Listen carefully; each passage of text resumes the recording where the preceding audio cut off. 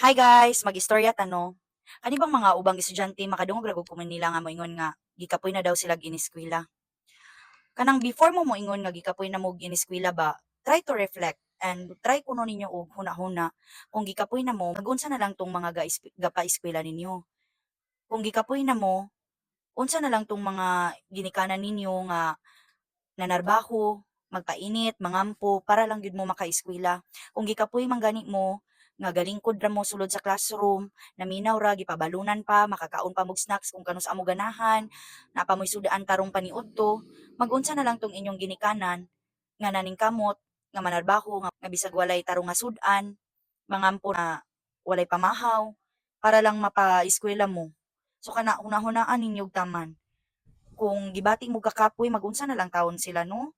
So instead nga kapuyo no, ang inyo ra gyung ikasukli is magtarong mo sa inyong pag-eskwela, makakuha mo og dagkong scores, ug makapasar mo, makahatag mo og dagkong grado sa inyong ginikanan. Dako na kay na nilang kalipay. So mawala gyud na ang ilahang tanang kahago ug kakapoy kung mao na inyong ihatag sa inyong ginikanan ug ipakita nga sa ilang pagpaningkamot, makita pud nila nga kamo nga gipa-eskwela naningkamot pud mo.